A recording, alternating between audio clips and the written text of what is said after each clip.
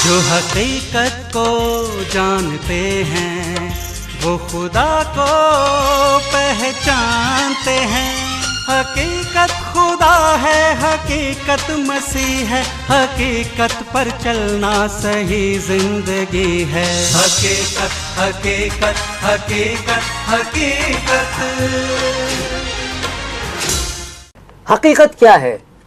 अजीज नाजरीन, एक बार फिर से आपका खादिम ऐनुल हबीब आपकी खिदमत में आपका अपना प्रोग्राम हकीकत लेकर हाजिर हो रहा है।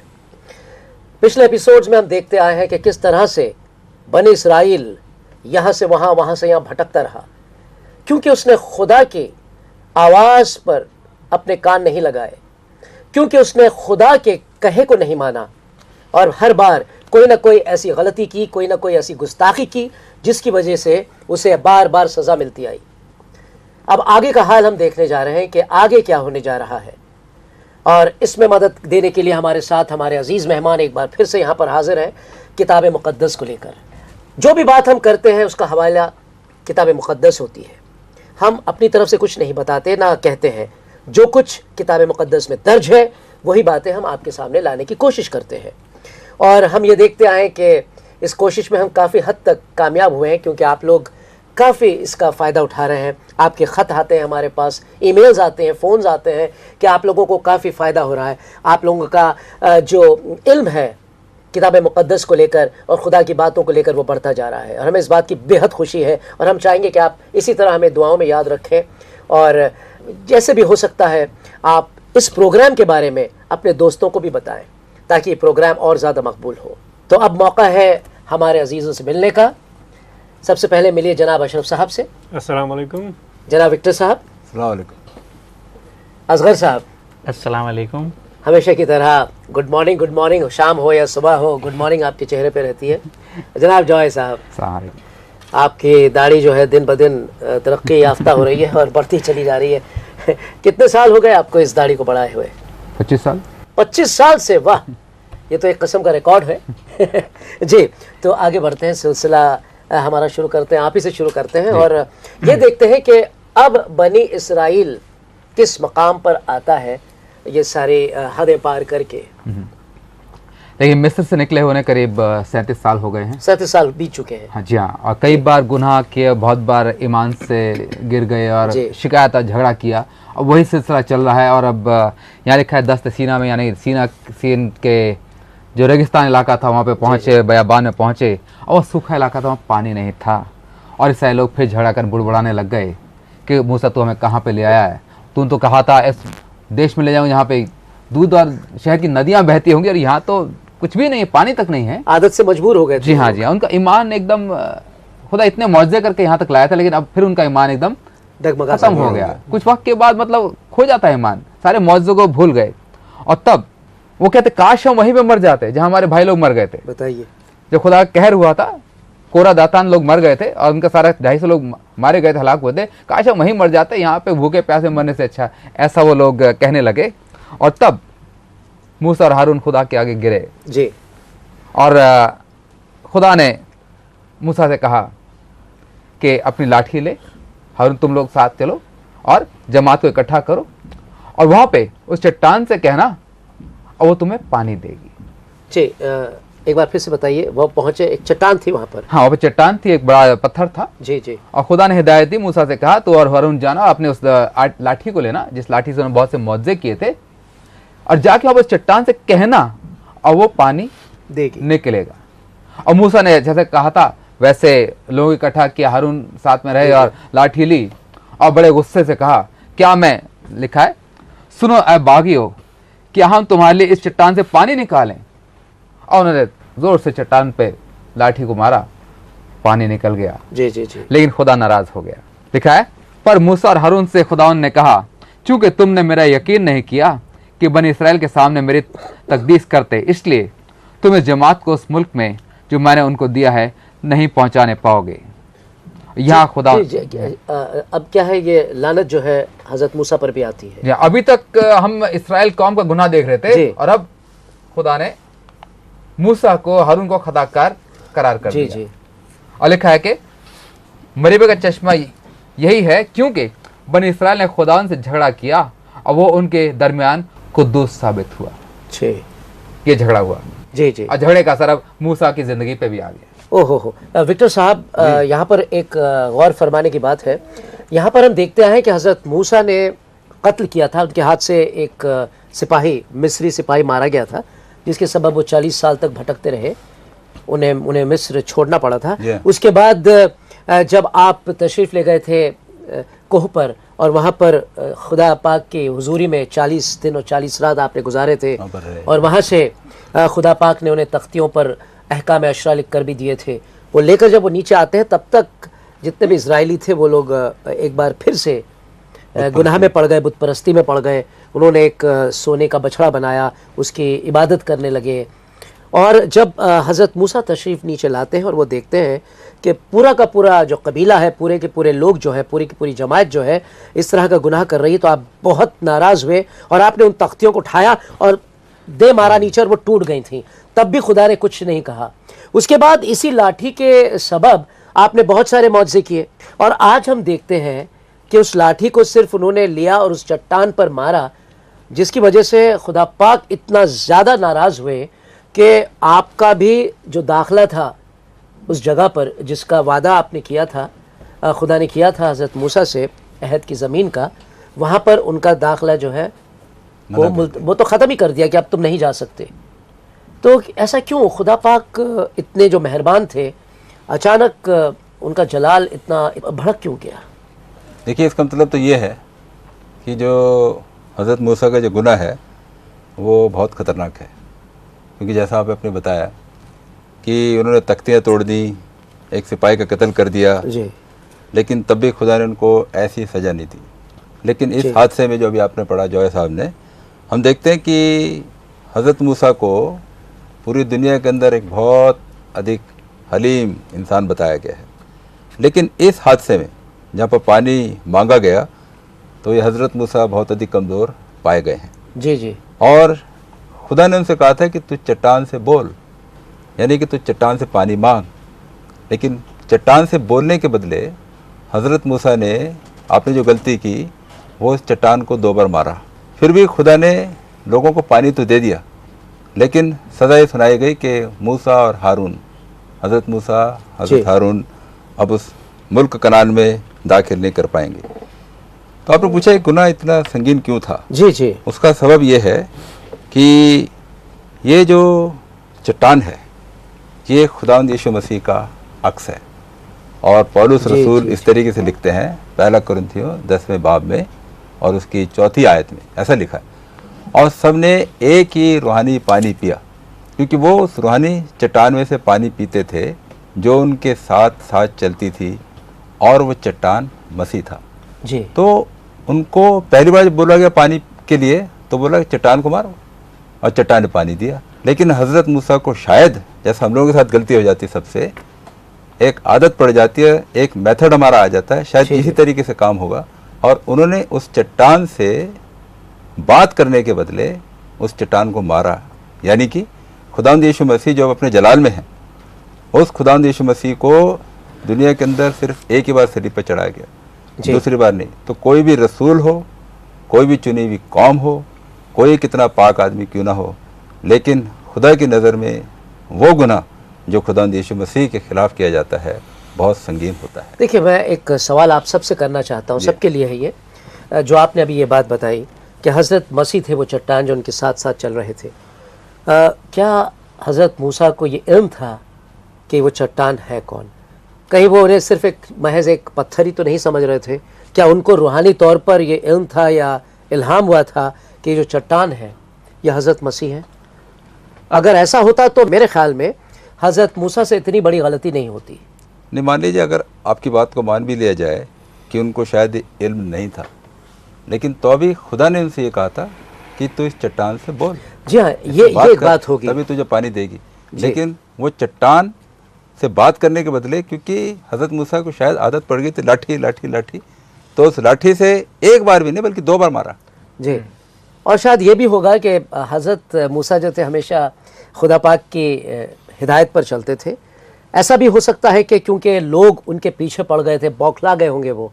और ये भी हम जानते हैं कि हज़रत मूसा को गुस्सा आ जाता था, काफ़ी गुस्वर भी थे वो, तो शायद उस वक्त वो भूल गए होंगे, तैश में आ गए वो, और तैश, जी हाँ, तैश में आकर उनसे ये हरकत हो गई। खुदा को इज्जत नहीं दी, खुदा की तकदीस नहीं जी करी। जी जी। क्या है, उन्होंने इतने सारे मौजे, इतने बड़े बड़े मौजे किए थे कि ये उनके लिए आम बात हो गई थी, और जाके मैं कर दूंगा, अपने बड़ा सेल्फ कॉन्फिडेंस के साथ वो गए और उन्होंने कर दिया। लेकिन और खुदा ने उसकी पानी निकला भी, यानी कि तूने गलत कर दिया पानी नहीं निकलेगा, पानी निकला, सबने पिया।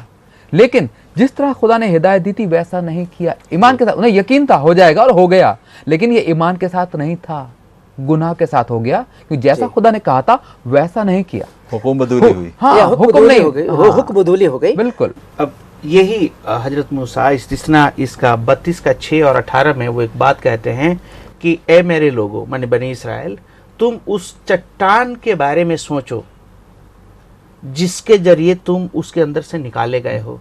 अपने उस बाप खुदा के बारे में सोचो जिसने तुमको पैदा किया है। तो उसी खुदा को वही एक लक़ब देते हैं कि वो तुम्हारा खुदा एक चट्टान है। तो शायद ये इल्म उनको होगा, हम तो कुछ नहीं कह सकते हैं। लेकिन अब ये जो प्रेशर था उनके ऊपर इतने सारे लोगों का, भाई पानी दो, और देखिए हम लोग तो कह रहे हैं बनी इसराइल में गलती है, यस, लेकिन साहब एक बार आप सोचो, वो लोग वहाँ रेगिस्तान में हैं, 25 लाख लोग हैं, खाना नहीं पीना नहीं। आप जरा 100 लोगों को रेगिस्तान में एकोमोडेट करके देखो ना, बेशक 40 साल की एकोमोडेशन है, 1-2 दिन की तो है नहीं। अब भाई पानी ऐसा चीज है कि नहीं मिले तो इंसान बौखला जाता है। तो उनकी भी ऐसी हालात थी। ऑफ कोर्स खुदा ने बहुत सारे मोजेजात किया, लेकिन हम गए थे वहां पे तो दिन में 12 बजे 50 डिग्री सेल्सियस हो जाता है। आप जरा उसमें रह के देखो ना, और रात को 2 बजे 0-1 डिग्री सेल्सियस हो जाता है। तो हालात इतने खतरनाक हैं कि कोई भी इंसान उसमें जब चले और उसमें रहे तब पता चलेगा कि जिंदगी है क्या है। तो ये उनकी अपनी मजबूरी थी, और हजरत मूसा से ये गलती हो गई। और अब वो गलती छोटा मोटा तो नहीं था, क्योंकि खुदा कह रहा है कि तू नहीं जाएगा, तो एक बड़ी बात थी। और खुदा चाहता था कि इस हालत में भी आप उसके हुक्मों को मानिए। वो कहता है कि बात करो तो बात करो, लाठी मत मारो तो मत मारो, और ये गलती हो गई। तो शायद उनको इल्म था, लेकिन हम कहेंगे कि उनसे गलती हो गया। तो यहाँ पर एक बात जाहिर होती है अजीज नाजरीन, और ये आप लोग भी इसके ऊपर गौर कर सकते हैं कि खुदा जो है बहुत बड़ा ही मुनसिफ खुदा है। उसने हर बार बने इसराइल को सज़ा दी, और यहाँ पर जब हज़रत मूसा से गलती हुई तो खुदा चूका नहीं सज़ा देने में। वही सज़ा उसने हज़रत मूसा को भी सुनाई, हज़रत हारून को भी सुनाई, जो सज़ा उसने तमाम बनी इसराइल को सुनाई थी। तो खुदा जो है बड़ा मुनसिफ है, वो ये नहीं देखता कि कौन कौन क्या है, मैंने किसी को कौन सा दर्जा दिया है। जिसने चाहे वो कोई भी कितना भी बड़ा पैगंबर हो, जैसे अक्सर हमने देखा है कुछ अपने आप को बहुत बड़ा पैगंबर मानने लगते हैं, और वो समझते हैं कि हमारे पास लाइसेंस है कि हम जो चाहें वो कर सकते हैं। ऐसा नहीं है, आपको लाइसेंस नहीं मिला है, क्योंकि एक पैगंबर होने के बाद यहाँ पर एक बात, एक सबक मिलता है हमको कि एक नबी को एक मिसाल बनना है। अगर नबी गलती करता है तो सबसे बड़ी सजा नबी ही को मिलती है। और ये बात हम देखते हैं तमाम नबियों में। हजरत दाऊद बहुत अच्छे थे, खुदा के दिल के मुताबिक इंसान, लेकिन जब हैकल बनाने की बात थी तो खुदा कहता है कि नहीं बना सकते हो। क्यों? क्योंकि तुमने बहुत सारे खून बहाया है। तो ये ऐसा अक्सर होता है कि चाहे आप कितना हो, बड़े अंबिया क्यों ना हो, नबी क्यों ना हो, किसी को अंग्रेजी में कहते हैं you have no right to do wrong. Correct. और अगर कोई ऐसा नबी है, कोई ऐसा है जो खुदा के नाम से सरासर गलती करे, मन मर्जी हर काम करे, तो समझ जाना कि ये नबी नहीं, इसकी दिल की अपनी बात है। क्योंकि खुदा जब इतने बड़े हस्ती को, इतने बड़े नबी को नहीं बख्शा, तो आज वो खुदा कैसे पलट जाएगा? सही बात है। आपको मनमानी काम करने के लिए हुक्म दे दे। दूसरा नुक्ता यहाँ ये नुक्ता निकलता है, हम कई लोगों के बारे जिन्होंने नबूवत का दावा किया, उनके बारे में हमारी ये राय है, कुछ लोगों की ये राय है भी कि वो किसी भी गुनाह या खता से मतलब बरी होते हैं, उन पर उनका कोई गुनाह नहीं होता है, वो गुनाह नहीं करते हैं, और वो खता या मासूम होते हैं। ये लफ्ज़ इस्तेमाल किया गया, मासूम है। मासूम। तो हम किताब मुक़द्दस ऐसा नहीं सिखाते हैं किसी भी इंसान के बारे में, चाहे वो नबी रहा या कोई। यहाँ सिर्फ तकदीस या पाकीज़गी सिर्फ, या तहारत जिसको हम कहेंगे, वो सिर्फ खुदा की तरफ मंसूब हुई है, वही मुकम्मल है, वही पाक और मुतहर है। सब नबियों की खताओं का भी, चाहे अब्राहम हो, चाहे दाऊद हैं, चाहे मूसा हैं, कहीं ना कहीं जो बादशाह हो उनसे भी जहाँ खता हुई है उनका जिक्र किया है, और सबको खुदा ने खताकार करार किया है, सब नबियों समेत। लेकिन एक है ईसा मसीह, जिनको बेखता करार जी, किया जी, है। जी। एक फर्क रुतबा दिया है। बेऐब, बेऐब बिल्कुल एक पाकज़ात है जी। जिन पर कोई ऐब नहीं हुआ है, जी। कोई खता उनसे नहीं हुई, कोई गलती से, गुस्से से, किसी वजह से भी नहीं हुई उनसे। नहीं तो देखिए, एक बात हमें समझना है हजरत मसीह के ताल्लुक से। यूहन्ना 8:46 में मसीह ये दावा करते हैं कि तुम में से कौन है जो मुझे मुजरिम या गुनहगार साबित कर सकता है। और ये दावा बहुत सीरियसली लिया गया था, क्योंकि जब उन पे इल्जाम लगाया गया तो एक तरीके से कहेंगे कि नेशनल सीबीआई ने उनकी इन्वेस्टिगेशन की, और इन्वेस्टिगेशन के बाद हेरोद क्या कहता है, इसमें कोई गलती नहीं। पायलट क्या कहता है, इसमें कोई गलती नहीं। वो जूदा क्या कहता है कि इसमें कोई गलती नहीं है।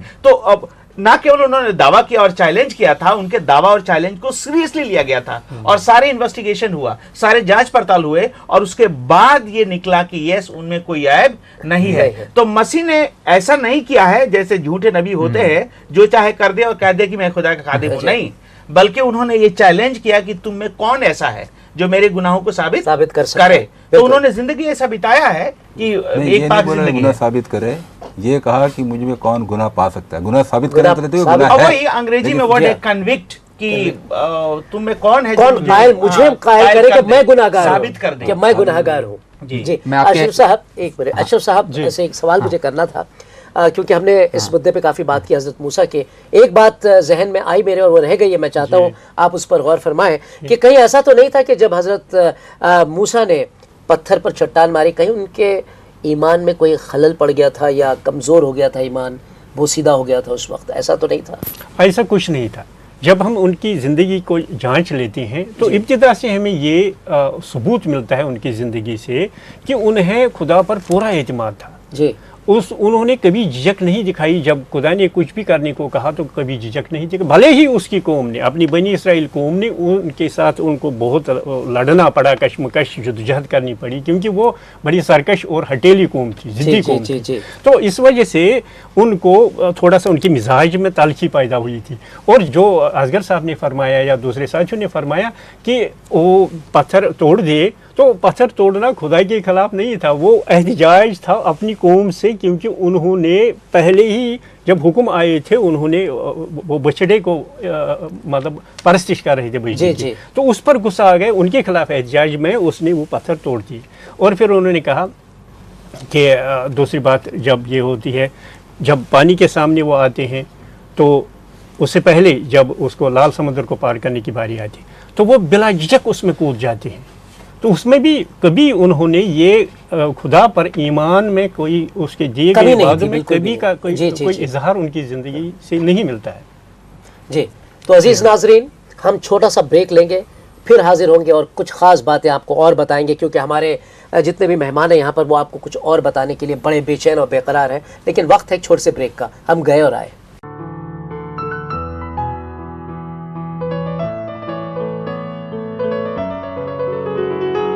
Education has the power to break the cycle of poverty. Sponsor a child, donate for a cause, invest in their future.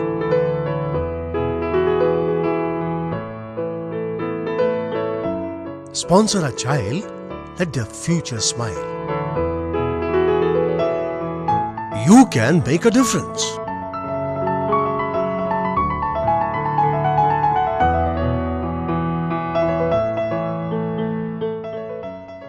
अजीज नाज़रीन, जैसा कि हमने फरमाया था, हम एक बार फिर आपकी खिदमत में हाजिर हैं, आपका अपना प्रोग्राम हकीकत लेकर। और हम देख रहे थे कि किस तरह से खुदा ने हज़रत मूसा को एक फरमान उन पर जारी किया कि तू अहद की ज़मीन पर दाखिल नहीं हो सकेगा। और हम देखते हैं कि ये सब हुआ क्या, और मैं चाहूँगा कि जॉय साहब इस पर आप कुछ और रोशनी डालें। जी, ये सारा कलाम है, जो तवारीख है, जो इजराइल का हिस्ट्री है जी, वो बात करता है, कुछ कह रहा है, और आने वाली चीज़ों का अक्स है जी। जो आगे खुदा करने वाला है, बहुत कुछ आगे किया है, उसका अक्स है। और खुदा ये कह रहा है कि यहाँ पे क्या हुआ कि मूसा को कह दिया तू नहीं ले जाएगा, तेरे बाद जो है वो लेके जाएगा, याशुआ लेके जाएगा। तो हकीकत ये है कि जो मूसा जो शरीयत लेके आया, वो जो सारे अहकाम थे, उससे हमें निजात नहीं मिलती। ज़रूरी है, अच्छे हैं, लेकिन मसीह का फजल हमको उस बादशाहत में, खुदा की बादशाहत में लेके जाता है। तो उस आने वाली चीज़ों की ये तैयारी है, खुदा उससे बता रहा है, समझा रहा है वो क्या करने वाला है। हालांकि मूसा उसके बहुत अजीज है, बहुत करीबी नबी हैं, उनको बहुत ही इज्जत एहतराम है, लेकिन ये सब इसलिए हुआ ताकि खुदा उस कहानी के जरिए से कुछ हमें बताए कि किस तरह से वो आगे काम करने वाला है और किस तरह से वो चट्टान का, पानी का, सबका ताल्लुक है आने वाली रूहानी चीज़ों से, वो हम सब लोग मिलकर भी बताएंगे। जी हाँ, तो असगर साहब मैं ये जानना चाहूँगा कि चट्टान, हजरत ईसा और पानी का क्या ताल्लुक है आपस में? जी साहब, पहली बात तो चट्टान के बारे में जो हमने देखा, मसीह खुद अपने बारे में ये कहते हैं, यूहन्ना के इंजल जब पढ़ेंगे 4:1 से लेके 42 में, तो 4:7 से लेकर 10 में लिखा है कि वो एक यहूदी के पास आते हैं, औरत के पास, समरिटन औरत के पास, और वो कहती है कि आप यहूदी हो के हमसे पानी क्यों मांगते हैं, क्योंकि उन्होंने कहा कि पानी पिला।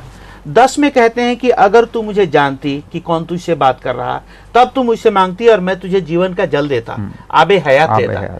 और अब ये बात यिर्मयाह 17:13 में कि जिन्होंने यहोवा को छोड़ दिया उन्होंने एक पानी के चश्मा, क्योंकि खुदावन यहोवा खुद एक पानी का चश्मा है। लेकिन यही यिर्मयाह 23:5 और 6 में कहते हैं कि दाऊद के घराने में एक ब्रांच निकलेगा, एक शाखा निकलेगा, और उसका नाम यहोवा हमारा रास्तबाज होगा। तो वो पानी का चश्मा खुदा जो है यहोवा, वो इंसान बनके हजरत दाऊद के घराने में पैदा होने वाला है। और वो मसीह पैदा जब होते हैं तो सामरिटन औरत के पास आते हैं और वो ये कहते हैं कि अगर तू ये जानती कि कौन तुझसे बातें कर रहा, कौन तेरे सामने खड़ा है, तब तू मुझसे मांगती और मैं तुझे जीवन का जल देता, यानी आबे हयात। हाँ, तो वो कहती है कि आप याकूब से बड़े हैं क्या, आपके पास कुछ है नहीं, कुआं इतना गहरा है, पानी कैसे देंगे? तब वो कहते हैं कि देख, जो ये पानी पिएगा वो प्यासा होगा, लेकिन जो पानी मैं दूंगा, वो रूहानी पानी के बारे में बात कर रहे हैं, वो जो पिएगा कभी प्यासा नहीं होगा। तब कहती है कि मुझे दीजिए। तो वो कहते हैं कि जा अपने शौहर को बुला ला, और वो कहती है कि मेरा कोई शौहर नहीं। तो कहते हैं कि तू ठीक कहती है, तू 5 शौहर कर चुकी है, और आज भी प्यास बुझाने के लिए बहुत सारे हजरात ऐसे काम करते हैं कि 1 नहीं 2, और 2 नहीं 3, 3 नहीं 4 और 5 बीवियां अपनाते हैं। ये एक इंसान की अपनी हवस का प्यास बुझाने का तरीका है जो उसके लाइफ में भी था। और मसीह ने कहा कि अगर ये हमारे आपके अंदर है तो रूहानी पानी हमें आपको नहीं मिलेगा। अगर आप रूहानी पानी चाहते हैं तो आपके लिए जरूरी है कि आप अपने गुनाहों से तौबा कीजिए। और तब वो कहते हैं कि आप तो मुझे नबी मालूम पड़ते हैं, क्योंकि आपने हमारे गलतियों को पहचाना। और तब वो जाती है और तमाम लोगों से कहती है कि आओ देख लो, कहीं यही तो मसीहा नहीं जिन्होंने हमारे बारे में बताया। और वहां के तमाम हजरात आके उन पे यकीन करते हैं। तो जब आप पढ़ेंगे यशायाह उसका 45:21 और 22 में, तो वहां पे लिखा है कि हमारा खुदावन खुदा ही नजात दहिंदा है। और ये तमाम लोग आके और कहते हैं कि ये तो तमाम दुनिया का नजात दहिंदा है। तो इस औरत ने मसीह को 4 तरीके से पहचाना। नंबर 1 कहती है कि आप यहूदी हैं। जब थोड़ा सा बात करते हैं तब कहती है कि यहूदियों के सबसे बड़े याकूब हैं, उनसे बड़े हैं। नंबर 3 जब इसके सीक्रेट को मसीह बाहर लेकर के आते हैं तब कहती है कि आप नबी हैं। और नंबर 4 जब और मसीह बात करते हैं तो कहती है कि मसीहा है। मसीहा का मतलब खुदा है। जब आप पढ़ेंगे मसीहानिक साम 45:5 और 6, तो वहां पे लिखा है कि ए खुदा, खुदा ने तुझे तेरे भाइयों से ज्यादा मशा किया। और हिब्रू 1:8 में लिखा है कि खुदा जब बेटे मसीह को लाता है तो कहता है कि ए खुदा, तो मसीहा वो खुदा है। और 39 से लेकर 42 में कहते हैं कि तमाम दुनिया के निजात दहिंदा है जो खुदा का लकब है। तो आज कुछ हजरात हैं कहते हैं कि यीशु यहूदी है, फाइन, यीशु नबी है, फाइन, यीशु मसीह है, फाइन, लेकिन मसीह खुदा है और दुनिया का निजात दहिंदा है, ये बात हजरात लोग नहीं मानते हैं। और उनके लिए ये है कि आप समझिए कि मसीह निजात दहिंदा है, वो खुदावंद खुदा है जो आपको बचाने के लिए आए, वही आपको रूहानी पानी देंगे जो आपको हमेशा के लिए आसूदा कर सकते हैं। विक्टर साहब जी, ये अब हम आबे हयात की बात कर रहे हैं, क्या कहीं खुदा पाक ने पुराने अहदनामे में कहीं भी ये बात कही है आबे हयात के ताल्लुक से कि मैं आबे हयात हूँ? नहीं, बहुत बार है। 2 आयतें मैं बता सकता हूँ। एक तो अच्छा साहब पढ़ देंगे जरा, यशायाह नबी की किताब का बाब 55 और पहली 2 आयतें। कई सब प्यासो पानी के पास आओ, और वो भी जिसके पास पैसा न हो, आओ मोल लो और खाओ, हाँ आओ माई और दूध बेज़र और बेकीमत खरीदो। तुम किस लिए अपना रुपया उस चीज़ के लिए जो रोटी नहीं, और अपनी मेहनत उस चीज़ के वास्ते जो आसूदा नहीं करती खर्च करते हो? तुम गौर से मेरी सुनो और वो चीज़ जो अच्छी है खाओ, और तुम्हारी जान फरबही से लज्जत उठाई। वाह। तो यहाँ पर हम देखते हैं कि पुराने अहदनामे में इस बात का खुलेआम ऐलान है कि तमाम लोग खुदा के पास आ सकते हैं और खुदा से ये पानी आबे हयात मुफ्त ले सकते हैं। और फिर बाइबल की जो आखिरी किताब है, आखिरी किताब के अंदर फिर से सारी जमायत को, सारी दुनिया को ऐलान दिया गया है। मुकाशफा 22 बाब 17वीं आयत में यहाँ पर लिखा है, और रूह और दुल्हन कहती हैं आ, और सुनने वाला भी कहे आ, और जो प्यासा हो वो आए, और जो कोई चाहे आबे हयात मुफ्त ले। तो ओपन इन्विटेशन है, खुली दावत है हर इंसान के लिए, क्योंकि खुदावंद यीशु मसीह ने खुद कहा कि ज़िंदगी का पानी मैं हूँ।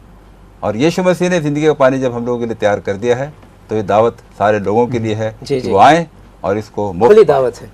अशरफ साहब जी, और कहाँ दावा किया हजरत ईसा मसीह ने आबे हयात का? दरअसल आबी हयात का मतलब ये है खुदा का कलाम और पाक रूह की मौजूदगी हुजूरी, जिससे कि वो अपनी ताकत से भर जाता है। और यहाँ हज़रत यीशु मसीह ने कहा है, यूहन्ना की इंजील के 7वें बाब की 27 और 39 आयात में इस तरह से जिक्र है, फिर ईद के आखिरी दिन जो खास दिन है, यीशु खड़ा हुआ और पुकार कर कहा, अगर कोई प्यासा हो तो मेरे पास आकर पिए, जो मुझ पर ईमान लाएगा उसके अंदर से, जैसा कि किताब मुकद्दस में आया है, ज़िंदगी के पानी की नदियाँ जारी होंगी। उसने ये बात उस रूह की बाबत कही जिसे वो पाने को थे, जो उस पर ईमान लाए, क्योंकि रूह अब तक नाजिल ना हुआ था, इसलिए कि यीशु अभी अपने जलाल को न पहुंचा था। तो ये रूहुल कुदस की हुजूरी जो अपनी पाक रूह से हमें भरता है, उसकी ताकत से, तो उसकी तरफ इशारा था। जिस तरह पत्थर में से पानी उबल के निकल गया, उसी तरह जो मसीह पर ईमान लाते हैं उसमें से आबे हयात निकलता है, जिंदगी निकलती है। जी जॉय साहब, अब बात करेंगे हजरत मूसा की। हमने हजरत मूसा को भुलाया नहीं, बल्कि हम बात करने जा रहे हैं, क्योंकि हमारे जितने भी नाजरीन हैं वो काफ़ी परेशान होंगे और सोच रहे होंगे कि आगे चलकर क्या हुआ। हजरत मूसा के साथ जब खुदा पाक ने ऐसी बात की कि अब तू उस ज़मीन पर कदम नहीं रख पाएगा, ना तो अपने लोगों को वहाँ ले जाएगा, तो उससे तेरी हयाती जो है वो छीन ली जाएगी। तो आबे हयात का क्या जो सरचश्मा था, जो आबे हयात इनके साथ था, क्या हजरत मूसा ने उसे चखा था कि नहीं? हजरत मसीह का एक जिक्र उन्होंने कहा कि जब तक, बल्कि अपने शागिर्दों को कहा था, तुम नहीं मरोगे जब तक इब्ने आदम को उसके जलाल में ना देखोगे। और उससे अगले दिन एक पहाड़ पे गए, साथ में पतरस, हजरत मूसा के 1600 साल बाद में, मसीह के वक्त में, यीशु के मसीह के वक्त में, वो एक ऊंचे पहाड़ पे उनको ले गए, और वहां पे उनका चेहरा एकदम तब्दील, एकदम नूरानी हो गया। कहां पर आता है? कौन से इंजील में है? ये मत्ती की इंजील, मत्ती की इंजील उसका 17 बाब के शुरू में इसका जिक्र है। जी जरा पढ़ देंगे आप? हाँ। 6 दिन के बाद यीशु ने पतरस और याकूब को और उसके भाई यूहन्ना को हमरा लिया और उन्हें एक ऊंचे पहाड़ पर ले गया, और उनके सामने उनकी सूरत बदल गई, और उसका चेहरा सूरज की मानंद चमका, और उसकी पोशाक नूर की मानंद सफेद हो गई। और देखो, मूसा और एलिया उसके साथ बातें करते हुए उन्हें दिखाई दिए। उस बादशाहत में, जो कहा था खुदा की बादशाहत में देखोगे, वहां पे मूसा और एलिया पहले मौजूद हैं। उनके साथ यीशु मसीह की बातचीत। तो पूरा एक टीम है, अलग नहीं है कि वो छोटे हो गए वही हो गए, लेकिन हमको बताया जा रहा है। जी, मैं ये कहना चाहता हूँ साहब, विक्टर साहब ने पहले बता दिया कि जो इनके बारे में तफसील है ऑलरेडी 1 कुरिन्थियों 10 का 4 और 5 में, कि सबने एक ही रूहानी खाना खाया, खुराक खाया, और एक ही रूहानी पानी पिया, और वो चट्टान जो उनके साथ चलती थी वो मसीह थे। तो उस जो पुराने अहदनामे में जो पानी मिला है उसी का एक अक्स था। और यहाँ पे ये कह रहे हैं कि वो मसीह कैसे हैं, कि जब वही मसीह जो जिसके बारे में मूसा ने कहा था कि ये खुदा अपना जलाल दिखा दे, लेकिन खुदा ने कहा कि तू नहीं देख सकता है, लेकिन जब मसीह का ये रूपांतरण हुआ, उनका चेहरा जलाल में आ गया, तब हजरत मूसा आते हैं और उनसे बात करने लगते हैं। तो वहां पे खुदा ने एक बात कहा था कि ए मूसा, यहाँ एक चट्टान है, उस पर खड़ा हो और तब तू देखेगा। तो वो चट्टान मसीह का स्वरूप था, क्योंकि मसीह कहते हैं मत्ती 21 का 41 से 46 में कि मैं वो चट्टान हूं, दानियल 2 का 45 से 47 में कि मसीह वो चट्टान है। और यहां पर लिखा है कि वो मसीह जो जलाली खुदा है, मूसा आके देखते हैं और वो रूहानी उनकी जो बात सुने थे वो पाक रूह की बात थी। बहुत बहुत शुक्रिया आप लोगों का। तो हमने देखा कि किस तरह से खुदा पाक जो है उसने हजरत मूसा को उनका जो असली दर्जा था वो दे दिया है। तो अब वक्त आया आपसे इजाज़त लेने का, लेकिन हमारा प्रोग्राम यहाँ ख़त्म नहीं हुआ है, हमारी बातें यहाँ ख़त्म नहीं हुई हैं। बनी इसराइल और हज़रत मूसा आगे चलकर और क्या क्या करते हैं ये हम देखेंगे अगले एपिसोड में, तो इंतज़ार कीजिएगा। कल हमारी मुलाकात होगी, तब तक के लिए खुदा हाफिज़। हम तहे दिल से हकीकत प्रोग्राम के चाहने वालों का शुक्रिया अदा करना चाहते हैं। यह आपकी दुआओं का सिला है और साथ ही आपके दिए मोहब्बत भरे भेंट, नजराने और हदियों से मुमकिन हुआ है कि हमारा प्रोग्राम इतने लंबे अरसे से यहाँ चलाया जा रहा है। आप कहेंगे ये खुदा का करना है, बेशक, मगर साथ ही साथ खुदा ये भी तो फरमाता है कि उसके बंदे उसके काम में उसका हाथ बटाएं। आप चाहें तो आप हमारे साथ इस मुबारक काम में शरीके कार बन सकते हैं। आप पूछेंगे कैसे? बस अपनी भेंट, नजराने और हदिये आप इस दिए हुए पते पर रवाना कर दें। अगर आप इस बारे में और जानकारी चाहते हैं तो हमें इस पते पर खत लिखें। पोस्ट बॉक्स नंबर 8028, नई दिल्ली 110033। फिर आपसे दोबारा रूबरू होंगे इसी वक्त। तब तक के लिए शुक्रिया। खुदा हाफिज। वो खुदा को पहचानते हैं, हकीकत खुदा है, हकीकत मसीह है, हकीकत पर चलना सही जिंदगी है। हकीकत खुदा है, हकीकत मसीह है, हकीकत पर चलना सही जिंदगी है। हकीकत हकीकत हकीकत हकीकत।